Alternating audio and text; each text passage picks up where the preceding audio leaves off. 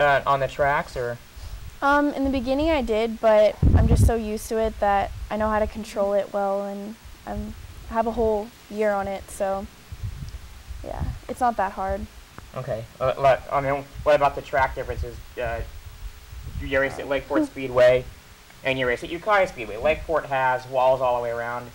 Obviously, Ukiah doesn't. Do you find it more difficult to race at one track than the other? Yeah, with the Bomber, my Bomber especially, every time I race at Lakeport, which is where I race mostly, okay, I always have problems there with that car. Like, if it's not the power steering, it's something else. And when we actually get the car going, I always get hit in that race, so it kind of sucks. And then at Ukiah, though, the last 2 races that I've raced, I've actually done really well in them, and know the line a lot better at Ukiah. But the difference between them is that Ukiah seems more banked than Lakeport. Like, Lakeport seems like you're constantly turning around. Yeah, yeah. And it is more difficult because it's more of a flat surface. You have a very small amount of time for this race stretch. Yeah. In Lakeport.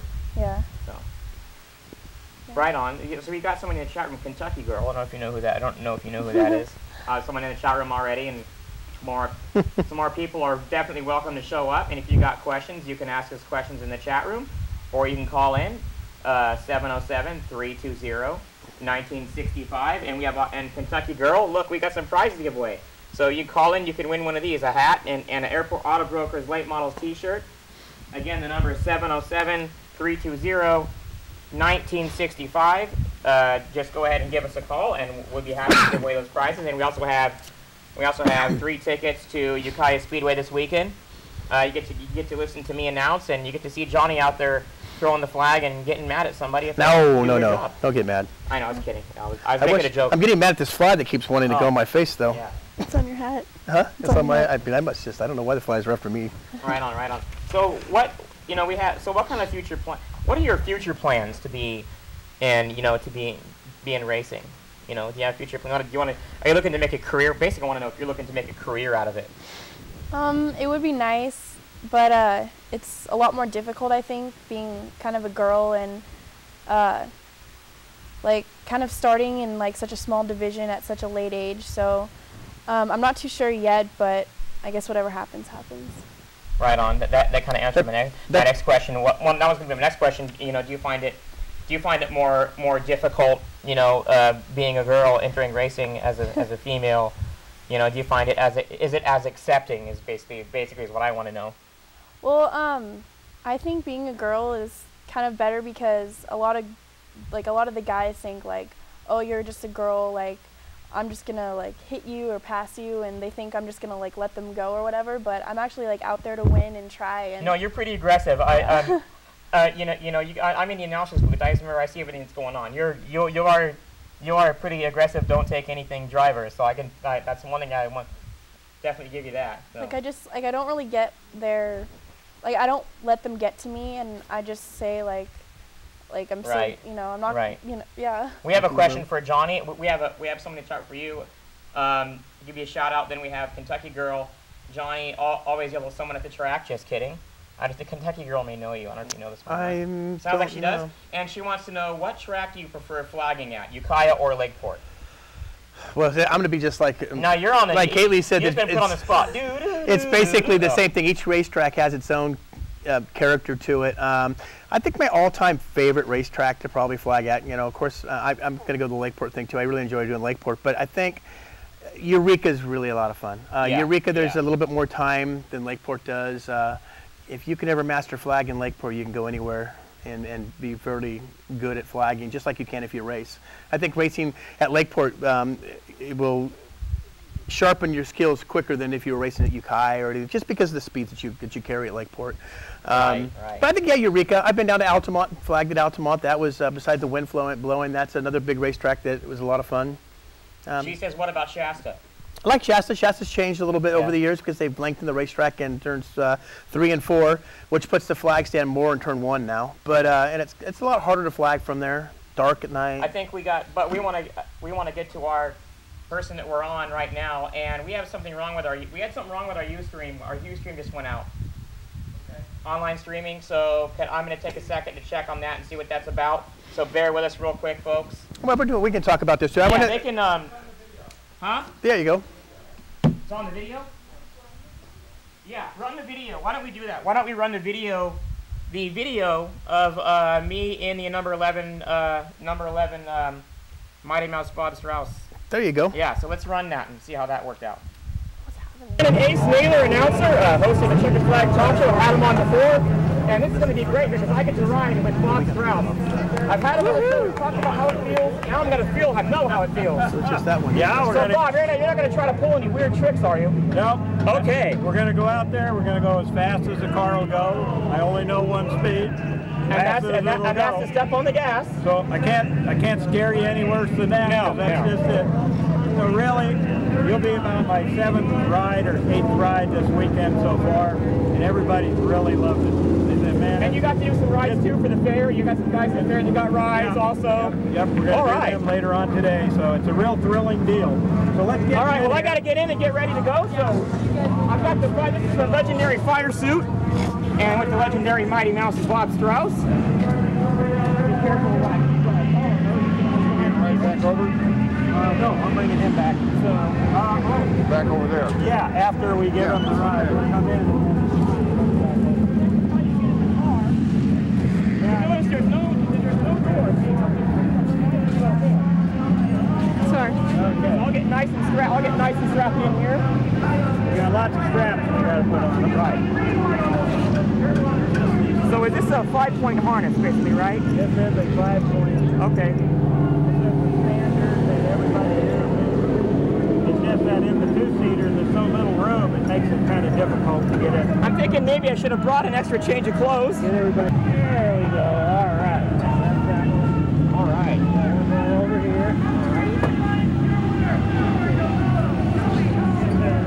Get this to come out. There we go. Got enough slack on that thing. There we go. One in the middle. Hold on to that. Okay. And I'll start you, see. So of course our executive producer behind the camera for the Checkered Flag Talk Show, Terry, you got to try this one time, Terry. I'd love to. All right. Well, this is going to be great. I'm getting in line for the next run. Yeah, and of course we'll figure out how to do it, but I'd like to show this on a. Okay. We'll show this on an straps. episode of the Checkered Flag Talk Show. Of course, you'll be able to catch this. Now we tighten you down. All righty. Pull all these things. You can help me with this. All right, he's going to get me nice and strapped in. So I'm going to pull all that stuff as tight as you can get it down there. all right. This one over here, too. That's good. You got to pull out instead of up. Out. Okay. Yeah, this one. Like that. Okay, now just make sure that these... Okay, that's good. That's good. I don't know how they do this because I'm already sweating like crazy. Oh, yeah. So, Yeah, then they wonder why you're late getting out there. and of course the goggles, and these will keep the junk out of my eyes. All that jazz. Okay, now you got a window net. All right. This keeps your arms and stuff from flying out the window. How you doing, folks? Wish me luck. Of course, I'll catch you guys on the flip side when I get out, and I'll let you know how the exhilarating ride was. The neat part is we won't be able to hear them scream until it's over. Yeah. If you hear screaming like a little girl, you'll know who it is. Tice. Greg Tice, one of the big officials out here at Utah Speedway, is going to hook up. Yeah, Greg really normally does the Bandoleros and the Legend cars, but they're off tonight, so Yeah. he's kind of subbing around here, helping everybody do their jobs. So I understand you got to take little short breaths. You don't get to breathe much on this thing, do you? I wouldn't worry about that. Oh, it's all right though. Just do whatever feels normal there. Don't worry about that. I can't get this thing in, Bob. We're going to go with a total of 5 laps in this thing. I got it. Okay. Now I know. It's a matter of angle there. Yeah. We got it. Okay, let's make sure our radio's on. Okay. Right. Yell at it. Alrighty. So I don't get a radio though. No. Right then. I get a radio TV show, but I don't get a...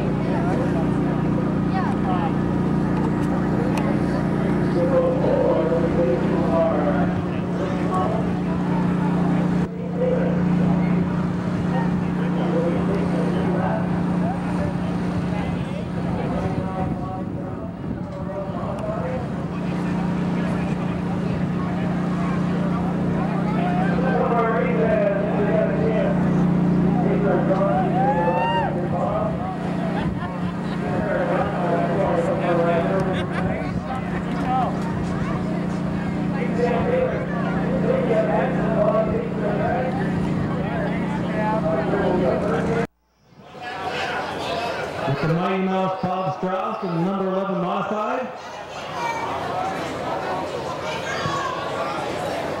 Some of our race fans, they got a chance to enter a drawing to take a ride with Bob.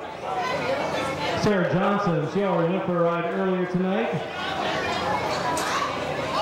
Shannon Naylor, he'll be up next as Bob takes to the track. I'm sure we'll get a first-hand report from Ace once he gets back in the booth. He's riding shotgun right now. Let's see how close to the wall Bob will take him. As soon as Andy Van clears the track.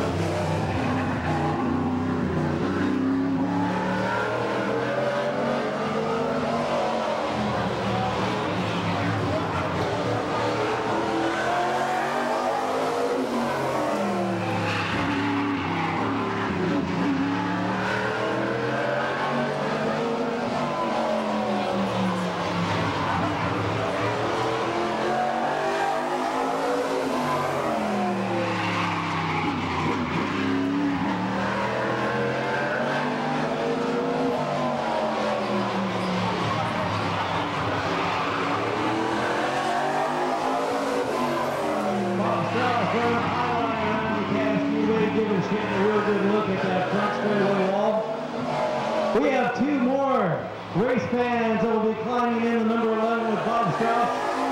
We will announce both names later on tonight.